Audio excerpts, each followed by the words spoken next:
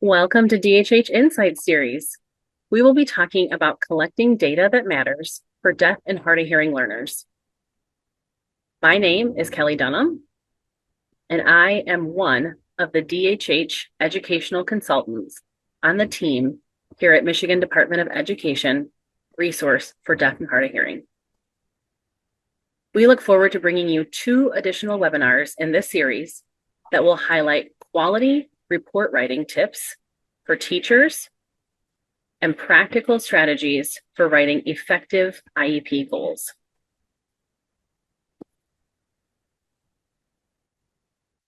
The goals of today's webinar are to discuss the different types of data that may be considered by educational teams and the purposes of different types of data in monitoring student progress and supporting individualized needs. We will also look at explaining the importance of collecting specific types of data to address the unique needs of students who are deaf or hard of hearing. Lastly, we'd like to apply strategies and go over resources that are available to use data effectively for IEP development, instructional planning, and decision-making.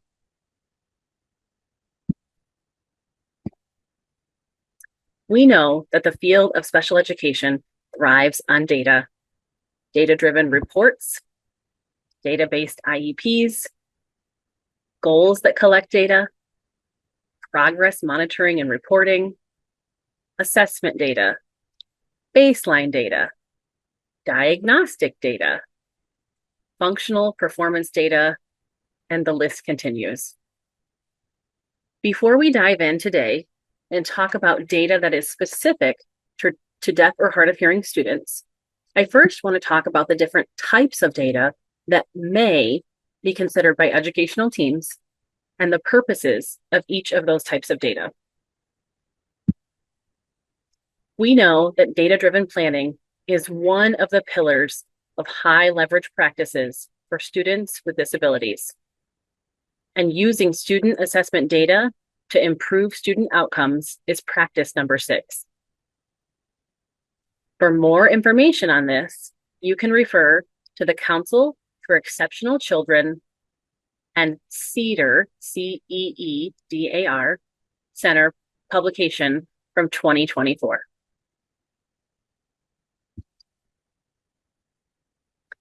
Generally speaking, here are some different types of data that educational teams may consider when developing educational plans and programs to meet the individualized needs of students. There are a plethora of different sources that identify different types of data, but for the purposes of today, we are using the 7 areas listed on the slide. Ultimately, each provider should follow their district or ISD's policy regarding data collection and use of best practices to ensure that data collection is comprehensive and informs about the child as a whole person. In the next few slides, we will walk through each of these types of data, highlighting examples of what they may look like, as well as talking about the purposes that each types of data may play.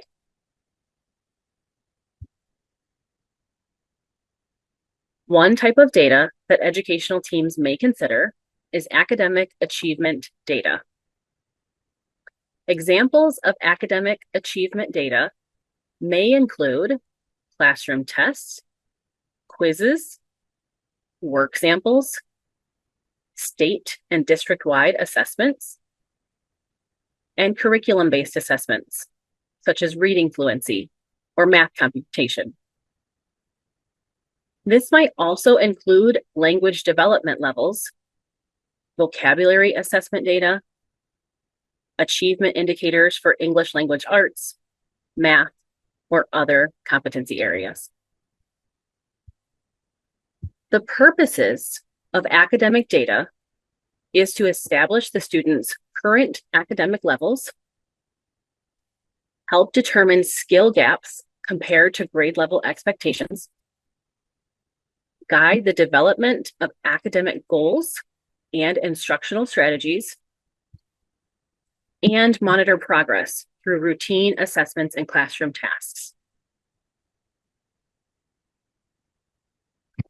Functional and behavioral data is another type of data that educational teams may consider. Examples of this type of data may include behavioral observations, social emotional screening results, attendance records, and executive functioning assessments, such as organization, task initiation, etc. This type of data might also include information about the student's listening fatigue or their ability to visually track an interpreter. The purposes of functional and behavioral data are to identify behaviors that are impacting learning, help understand what triggers and look at behavioral patterns, inform behavior intervention plans if needed, track changes in behavior over time to measure the effectiveness of interventions, and/or to reflect the student's ability to access and participate in instruction.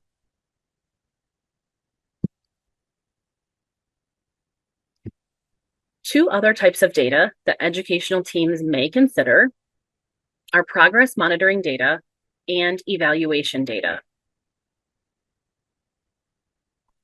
Progress monitoring data might include goal-specific data, multi-tiered systems of support or response to intervention progress, or regularly reported curriculum-based measures. The purposes of progress monitoring data are to show whether the student is responding to interventions, to determine if the current approach is effective or needs adjustment, to provide objective evidence for IEP goal updates, and to ensure that instruction is tailored to the student's rate of progress. Evaluation data might include diagnostic information and assessments, such as psychoeducational evaluations,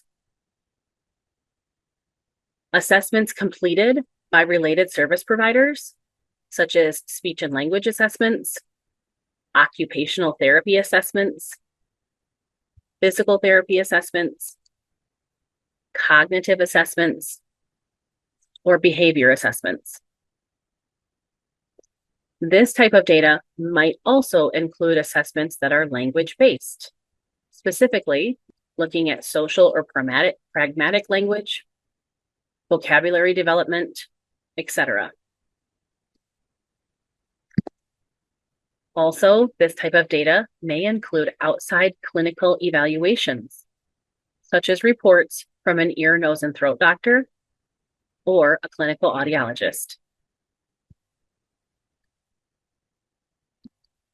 The purposes of this type of data is to help determine eligibility for special education services, to identify underlying challenges, to clarify the nature of the student's disability, and to help guide the team in the selection of accommodations, services, and/or specialized instruction.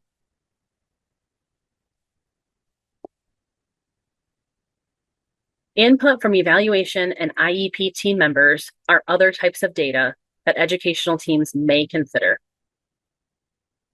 For today's purposes, we have broken that down into two parts: teacher and related service provider input and parent and student input. Let's look at some examples of teacher or related service provider input. This type of data might be in the form of narrative reports, documented teacher observations, behavior logs, or rating scales or checklists from teachers, speech language pathologists, other therapists, counselors, educational interpreters, or parapros. The purposes of this type of data are to provide context that numerical data alone cannot capture. This type of data highlights daily patterns, strengths, and barriers, and also ensures collaboration across environments and disciplines. This type of data also supports decisions about classroom accommodations and service delivery. Lastly, this type of data relates back to what the grade level expectations and skills or behaviors are that observable, such as self-advocacy, communication breakdowns, social interactions, peer engagement, and feedback on accommodations that may currently be in place.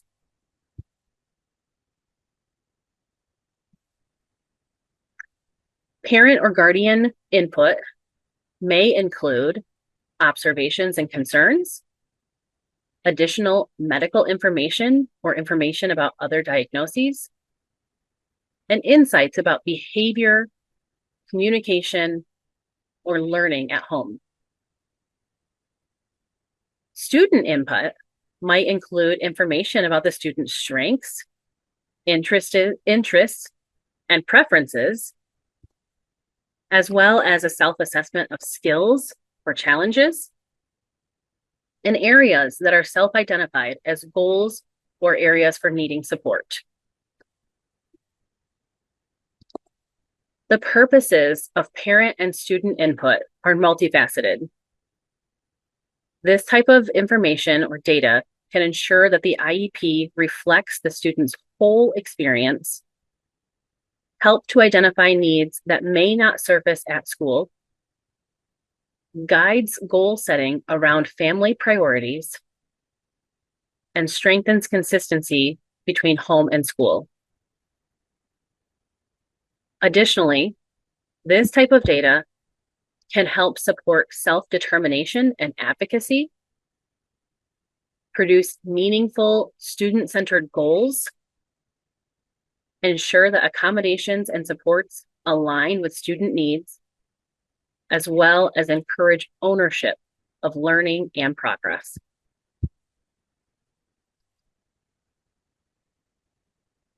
The last type of data that we will cover today is environmental and contextual data.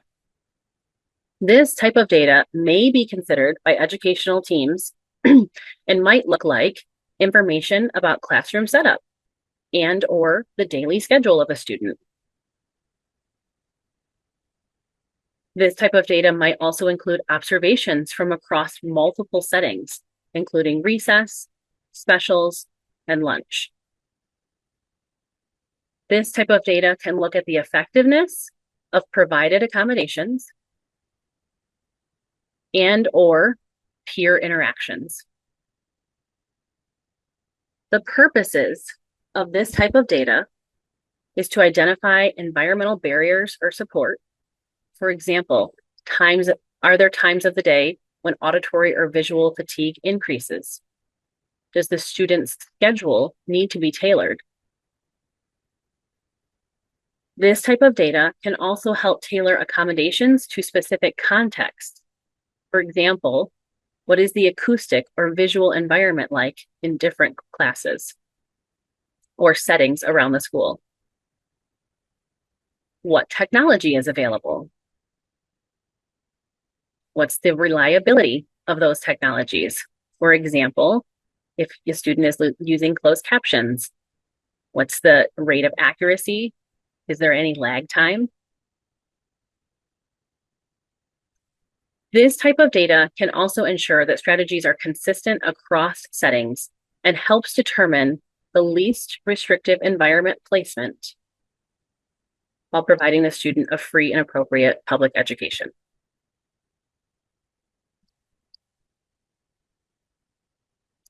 We know that too much data is a real problem. IEP teams can struggle when there is too much data.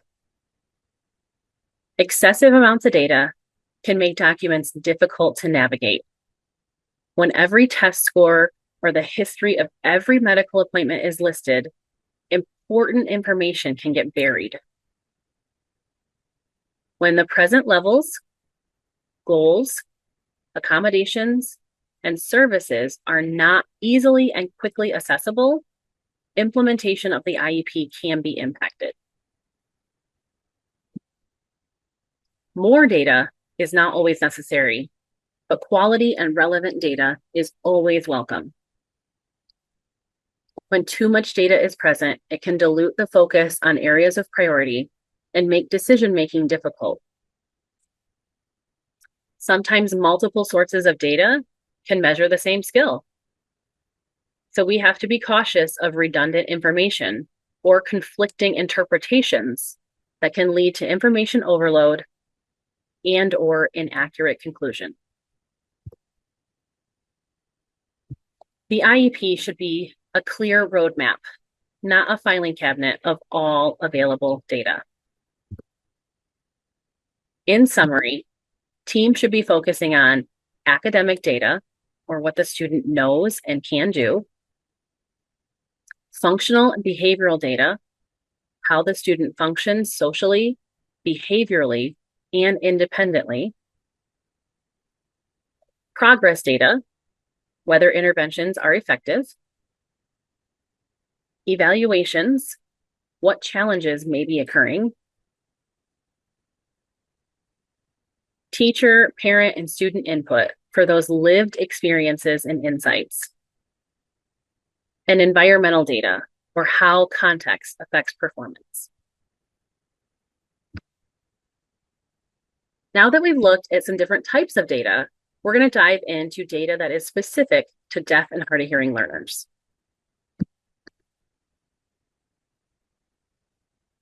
When we look at specific data that is required for deaf and hard of hearing learners, we're going to look at how IDEA, the Individuals with Disabilities for Education Act, outlines the special factors for deaf and hard of hearing. In the case of a DHH child, the IEP team must consider the child's language and communication needs, opportunities for direct communication with peers and professional personnel in the child's language and communication mode, the academic level, full range of needs, including opportunities for direct instruction in the child's language and communication mode, and whether or not the child needs assistive technology, devices, and services. In this section of the webinar, we will break down each of these special factors and look at some examples. Please note that we have highlighted some common examples from the field for this presentation, but every student should have their individualized needs represented in their IEP and data collection. As we start to unpack the special factors from IDEA, looking at the child's language and communication needs is the first pillar. This is understanding how an individual connects and expresses themselves. This information, spelled out in the IEP, should include what is the child's primary language. This should include both receptive and expressive language preferences. What opportunities does the child have to develop and use that language every day? Not just in therapy, but in class discussions, social settings, and instruction. Does the student have access to peers and adults who communicate fluently in the same language and communication mode? Every IEP team must consider the communication needs of the student throughout the IEP. Later in this presentation, we're going to talk about some resources that teams might consider as they are gathering data on this topic.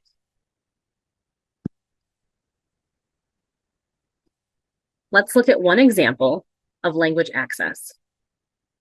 A deaf or hard of hearing student whose primary language is ASL has access to direct communication when the teacher, interpreter, and classmates can communicate in ASL so the child fully understands lessons and conversations.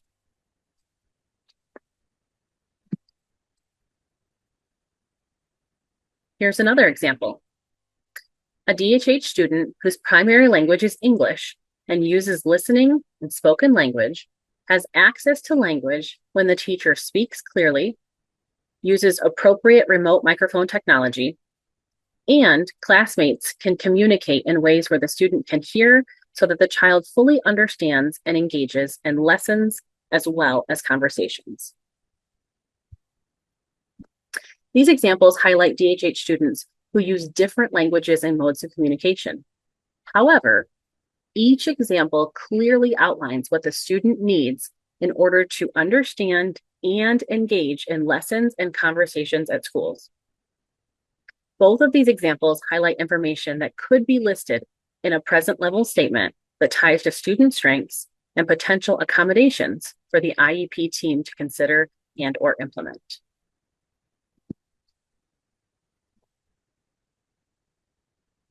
Next, we're going to look at opportunities for direct communication with peers and professional personnel, which is the second area that IDEA outlines. What do we mean by this? Looking at access to engage in conversations, classroom chatter, and announcements, and looking at accommodations to support visual or direct ways to access information.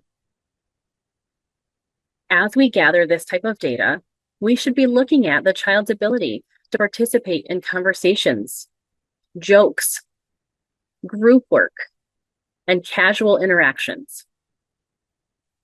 This type of data also might look at whether the child has friends and/or communication partners, and opportunities to validate their identity and language as an asset. Let's look at one example. A DHH student in a loud lunchroom environment may not have social access, but if provided an alternative seating option with peers, they might. In this example, the alternative seating option might look like a hallway or a separate classroom with peers who use the same language as the student, whether that's a quiet space to use listening and spoken language, or aligning lunch periods so that at least 2 students who use ASL have a social opportunity.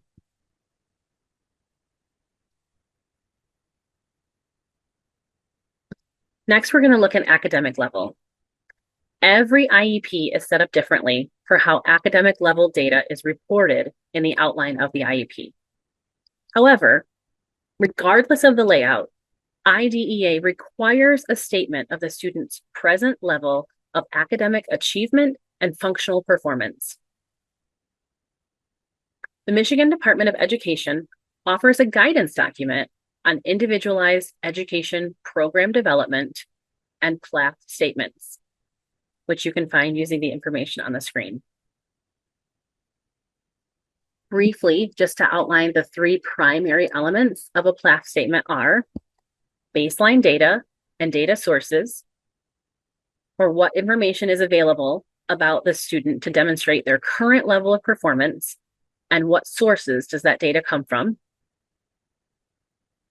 A description of the area and sub-area of need, or what the student can or cannot do at this time, and what are the student's needs resulting from their eligibility. And thirdly, an adverse impact statement. How is the student's performance impacted? What is keeping the student from progressing in the general education curriculum?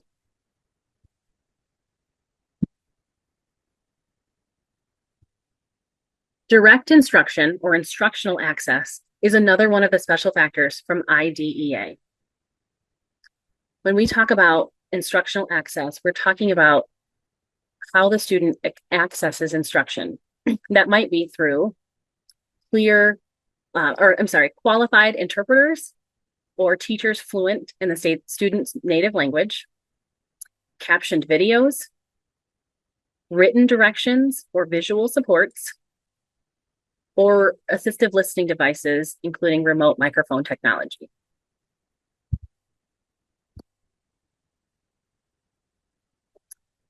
Ultimately, when gathering this type of data, we're looking at, does the student have equal opportunities to understand and engage in classroom dialogue, explanations, and materials?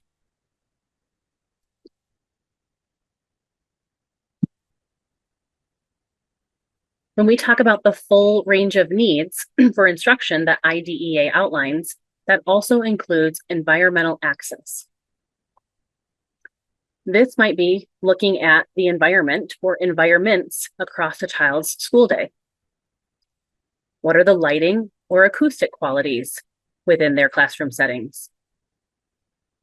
Do we need to consider strategic seating arrangements? Does the child have access to building safety protocols? And what opportunities are there to connect with peers? Access is not about just being present. It's about having an equal understanding and participation in every part of learning, communication, and social life. On the screen, there's one example. A DHH student may miss out on most of the discussion in a traditional classroom seating arrangement with rows of tables. But if the group uses a U-shaped seating arrangement with visual access to each classmate and intentionally talks one at a time, the student can fully participate. The final consideration that IDEA outlines is whether the child needs assistive technology, devices, and services.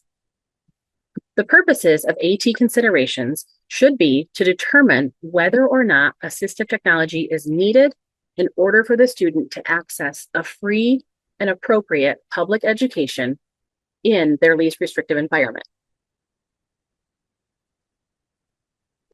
The information on the screen comes from Michigan Alliance for Families regarding assistive technology and provides clarification on the differentiation between devices and services.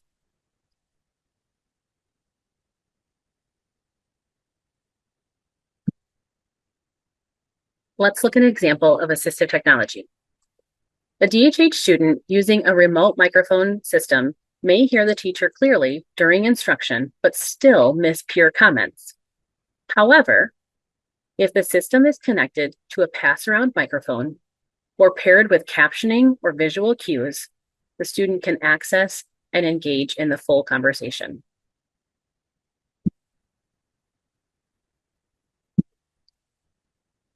Here's one more example.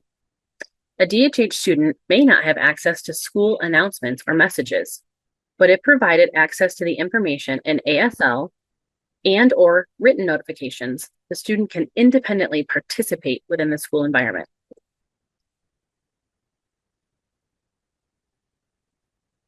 The assistive technology in this case might be a visual announcement system, such as TV monitors, or turning on captions for Google Meet announcements.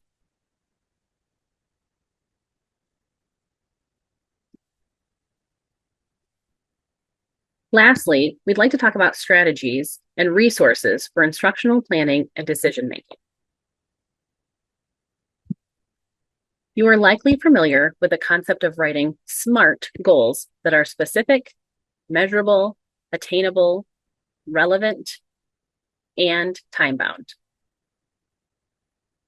We can apply this same lens to data that we're collecting and reporting on.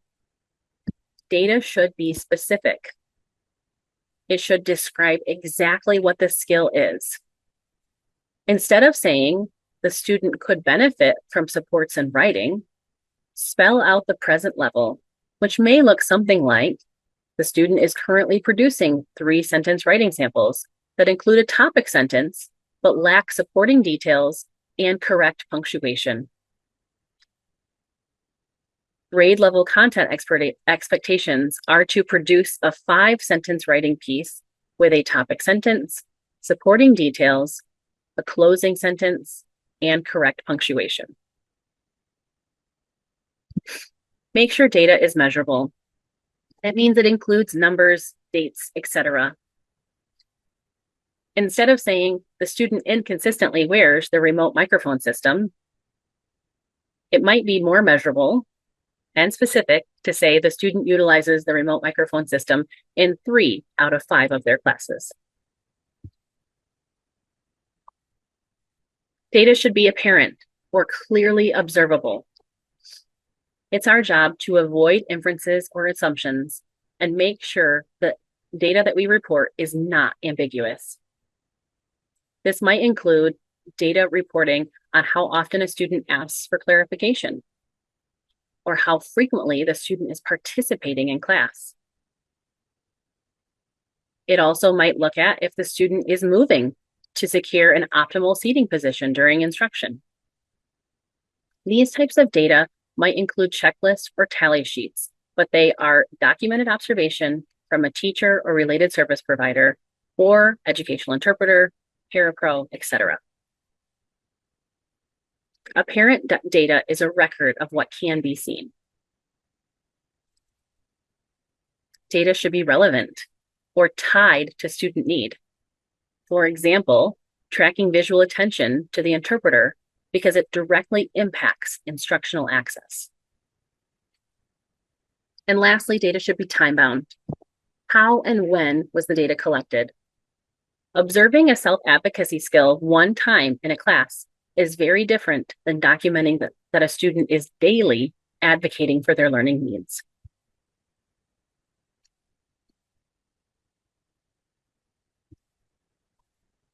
When making a plan to collect and manage data, there are some strategies that teams might use to share the workload. One strategy is to have open communication about what assessments each team member is considering or planning to complete. For example, there may be crossover between 2 providers, such as a teacher consultant for the deaf and hard of hearing and a speech language pathologist, for areas of need and assessment. Having clear communication as a team before any collection of data is completed can help reduce redundancies and improve efficiency. Potential collaborators for instructional decision-making may include a team of educators, specialized instructional support personnel, administrators, or family members. The use of a collaborative or unified report can also help support data collection and report writing. We've already acknowledged that every IEP system is set up differently. However, if teams build templates that follow the outline of their documentation system, it can save time and energy in the long run. One thing you can consider is building templates for the assessment tools you frequently use to support your data collection and report writing. We're going to dive into some specific examples of what reports might look like in our January webinar, if you're interested.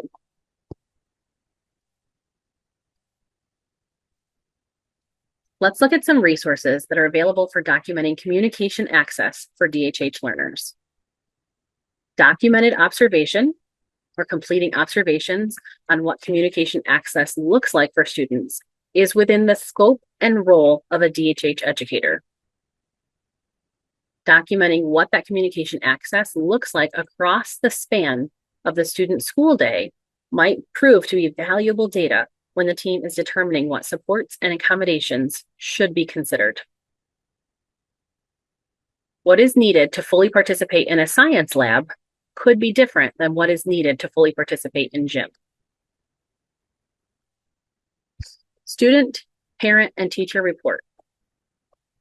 If data on how a student accesses communication is not clearly outlined in an IEP, team members who don't have any background in deaf and hard of hearing will likely not know or be able to provide that access.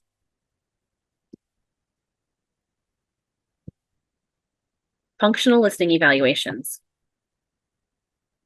FLEs are one way to document what access to listening and spoken language looks like for a student, and are within the scope and practice of DHH educators to complete. FLEs can be completed with common phrases or nonsense phrases, which may be reflective of known versus unknown content. The FLE simply measures the child's accuracy when asked to repeat information presented auditorily within different listening conditions. The purpose of the FLE is to mirror the classroom experience. Students need access to full and robust language to develop their skills. Even scores of 85% accuracy on a test that only requires information to be repeated should be considered when individualized supports are being planned. There are 3 other resources that are listed on the screen that you can check out. The Listening Inventory for Education Revised Scale for elementary and secondary students includes self-advocacy items and is available online. The Minnesota Social Skills Checklist for students who are DHH is available online and walks through pre-K to high school age needs, looking at self-identity, friendships, social interactions, and pragmatics.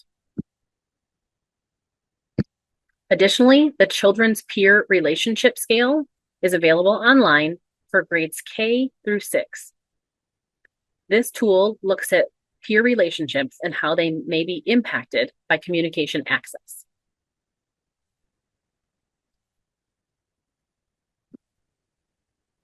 Another tool to help collect data on students' communication needs is the Michigan Communication Plan for students who are deaf or hard of hearing. Many states have tools that have been created to support the development of IEPs for DHH students. Communication and language are the foundations of learning for all students. For students who are DHH, the additional aspect of modality should be considered. This document was recently revised. You can find it on our website. It is currently available in English, Spanish, and Arabic, and being translated to American Sign Language as well.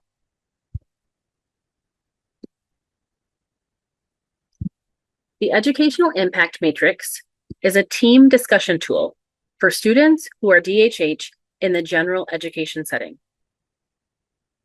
Although it is not a determiner of service time, it is a data collection tool that is used for guiding discussions about the educational impact of hearing status. It's an optional resource that you may consider that looks at all of the different factors outlined on the screen. This resource is available on the RDHH website. If you need support using this tool, please reach out to our office. We are happy to support you.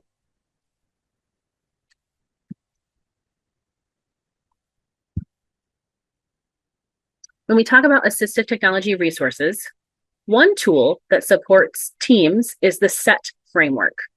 If you are unfamiliar with this resource, you may have colleagues who work in assistive technology that you can consult with about this tool. SET stands for Student, Environment, Task, and Tools. This decision-making tool helps teams gather and organize information to make informed decisions about assistive technology, and was produced by Dr. Joy Zabala. Some additional resources worth noting are listed on the screen.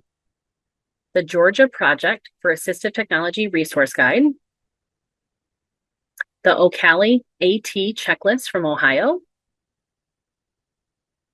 the Wisconsin AT Initiative, and the AT Skills Inventory produced by AltShift.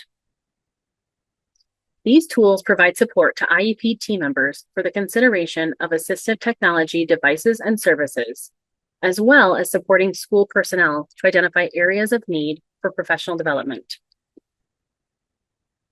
I'd also like to highlight Optimizing Outcomes, produced by the National Association of State Directors for Special Education. This document provides educational service guidelines specific to students who are DHH. Chapter 6 of this resource is on school environment, access, and accommodations.